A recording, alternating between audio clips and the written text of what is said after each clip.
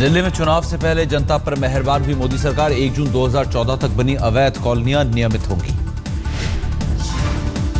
Cabinet की बैठक में सरकार ने लिया फैसला। सरकार के फैसले से दिल्ली के करीब 60 लाख लोगों को फायदा। The cut-off date for the regularization, which was earlier 31st March 2002, has been extended to 1st June 2014. Delhi में अवैध कॉलोनियों में रह रहे लोगों के आएंगे अच्छे दिन। सरकार के फैसले से 895 कॉलोनियों को होगा फायदा। 895 कॉलोनीज को इसका लाभ मिलेगा और लगभग 60 लाख पॉपुलेशन को इसका लाभ मिलता है। मोदी कैबिनेट ने भूमि अधिग्रहण अध्यादेश को दी मंजूरी। अध्यादेश में किसानों के मुआवजे में कोई बदलाव नहीं। वित्त मंत्री अरुण जेटली के मुताबिक अध्यादेश में किसान और इंडस्ट्री दोनों के हितों को रखा गया ख्याल। Priority of the government was that the interest of the farmers whose land is likely to be acquired is also paramount. At the same time, it has to be balanced with the developmental needs of the society. Jammu Kashmir में सरकार गठन को लेकर PDP ने कांग्रेस और national conference से गठजोड़ किया इशारा। मजबूत सरकार के लिए दोनों से लिखित आश्वासन चाहती है पीडीपी। खबर है कि कांग्रेस ने पीडीपी को सरकार बनाने के लिए लिखित समर्थन देने का भरोसा दे दिया है। पीडीपी ऐसा ही लिखित भरोसा नेशनल कॉन्फ्रेंस से भी चाहती है। हमने खुला समर्थन दिया है, जब चाहेंगे वो हम लिखित में दे सकते हैं। और पीडीपी वाले भी, एनसी वाले भी कहते हैं कि जब पीडीपी चाहे सरकार बनाना हमारी मदद से, हम भी लिखित के देने को तैयार हैं। अब ये पीडीपी को सोचना होगा कि वो क्या करेंगे। जम्मू कश्मीर के राज्यपाल एनएन वोहरा ने पीडीपी के अध्यक्ष महबूबा मुफ्ती को मिलने का वक्त दिया। 31 दिसंबर को होगी मुलाकात। जम्मू कश्मीर में बीजेपी ने अभी नहीं छोड़ी है आस। पार्टी के मुताबिक सभी संभावनाओं की कर रही है तलाश। बीजेपी अध्यक्ष अमित शाह की सोहराबुद्दीन एनकाउंटर केस से नाम हटाने पर आज होगा फैसला। याचिका पर स्पेशल सीबीआई कोर्ट आज करेगी फैसला। स्पेशल सीबीआई कोर्ट ने सोहराबुद्दीन केस में 2 दिनों तक चली थी सुनवाई। कोर्ट ने आज के लिए फैसला सुरक्षित रख लिया था। अमित शाह ने सोहराबुद्दीन एनकाउंटर केस में खुद का नाम हटाने के लिए दी थी याचिका। मामले को बताया गया था राजनीति से प्रेरित। केजरीवाल ने बिजली पानी पर सब्सिडी को बताया बिजनेस। जाति से जोड़कर समझाया सियासी फलसफा। कहा, मैं बनिया हूं, मुझे धंधा अच्छी तरह आता है। झारखंड विधानसभा में नई सरकार के पहले सत्र के मद्देनजर तैयारियां जोरों पर। विधानसभा भवन में रंग रोगन और साज सज्जा का हो रहा है काम। झारखंड विधानसभा का आगामी सत्र 6 जनवरी से होगा शुरू, 9 जनवरी तक रहेगा जारी। महाराष्ट्र के मुख्यमंत्री देवेंद्र फडणवीस ने मुंबई में लोकल ट्रेन में सफर कर लोगों को हैरत में डाला। छत्रपति शिवाजी टर्मिनल से कल्याण तक लोकल से किया सफर।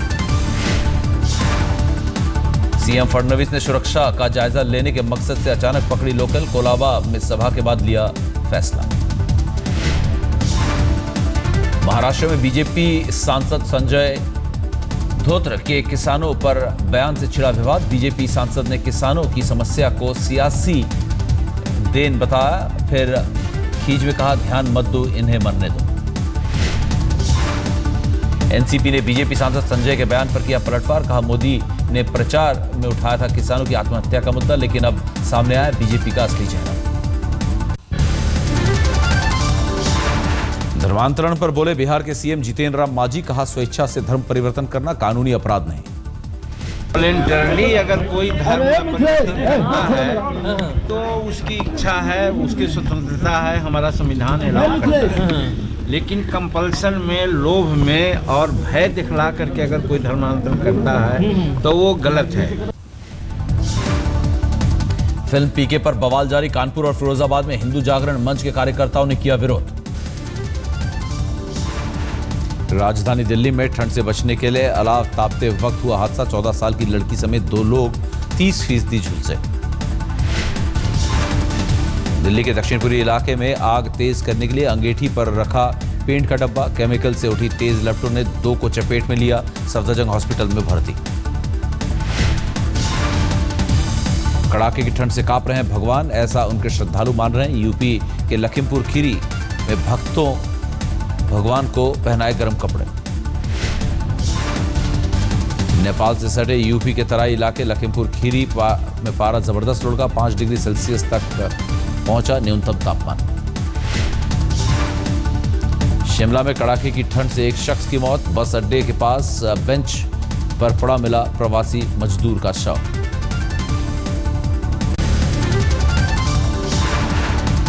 झारखंड के नए नवेले मुख्यमंत्री रघुवर दास ने रांची में ठंड से जूझ रहे लोगों को बांटी राहत। सीएम ने गरीबों को कंबल दान दी। सीएम रघुवर दास ने प्रशासन से सर्दी से निपटने के इंतजामों की ली जानकारी। कहा, हर जिले में हो ठंड से निपटने का इंतजाम। रांची में इन दिनों न्यूनतम तापमान 1.1 डिग्री सेल्सियस तक लुढ़का है। सभी जिलों में इसके साथ साथ आग जलाओ का भी काम अपने जिला प्रशासन को दिया कि जगह जगह आग जलावे करे, गरीबों के बीच कंबल बांटने का काम करे और जो एक सरकार की लोक कल्याणकारी सरकार जो कर्तव्य है वो कर्तव्य हम लोग पूरा कर रहे हैं। असम के सोनितपुर में सुरक्षा बलों ने एक शख्स को किया गिरफ्तार, बताया उल्फा का उग्रवादी।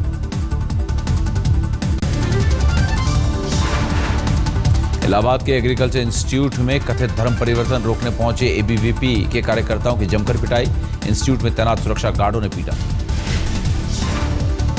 एग्रीकल्चर इंस्टीट्यूट में इशू दरबार लगाकर धर्म परिवर्तन कराए जाने का आरोप। हंगामा करने पहुंचे थे सैकड़ों एबीवीपी कार्यकर्ता। मुंबई में नए साल के मद्देनजर कड़े सुरक्षा इंतजाम। 31 दिसंबर को करीब 23,000 पुलिसकर्मी मुंबई की सड़कों पर करेंगे गश्त। गेटवे ऑफ इंडिया, गिरेगांव चौपाटी और जुहू पर पुलिस की खास नजर। छेड़खानी रोकेगा anti eve teasing squad. Gurgaon में अब पहचान पत्र दिखाने पर ही होगी मॉल में एंट्री। पुलिस ने नए साल पर सुरक्षा के मद्देनजर मॉल संचालकों को दिया निर्देश। परिवार के साथ मॉल में आने जाने का पहचान पत्र जरूरी नहीं। मॉल और पब में सुरक्षा इंतजाम सख्त हुए। सादी वर्दी में तैनात रहेगी पुलिस। राजस्थान के भरतपुर में पत्र के जरिए दी गई मथुरा गेट थाने उड़ाने की धमकी। अंग्रेजी भाषा में लिखा गया अंतर्देशीय पत्र। धमकी भरे पत्र में लिखा, 26 जनवरी को मथुरा गेट थाने में ब्लास्ट करेंगे, रोक सको तो रोक लो। पुलिस ने आईबी को दी सूचना। पत्र की जांच के लिए एक विशेष टीम भी गठित। राजस्थान में इससे पहले 16 मंत्रियों को भी ईमेल पर आईएम के नाम से मिली थी धमकी। पूरे राजस्थान में जारी है अलर्ट। भरतपुर के कई मंदिरों की आतंकियों के रेकी किए जाने की भी खबर। बैंगलोर धमाके में आतंकियों की सूचना देने वालों को मिलेगा 10 लाख का इनाम। बैंगलोर पुलिस ने की घोषणा। बैंगलोर पुलिस ने जारी किया नंबर 9480801101। डायल कर लोग पुलिस को दे सकते हैं सूचना। 11 सीसीटीवी कैमरे भी लगाए गए। बैंगलोर धमाके का पाकिस्तान से जुड़ा तार। कराची से हुई थी धमाके के लिए फंडिंग। आज जेल से नहीं रिहा होगा मुंबई हमले का गुनहगार लखवी। इस्लामाबाद हाईकोर्ट ने हिरासत में लेने के आदेश को सस्पेंड किया। लखवी मामले पर भारत सरकार ने पाक से जताई आपत्ति। पाक उच्चायुक्त अब्दुल बासित को किया तलब।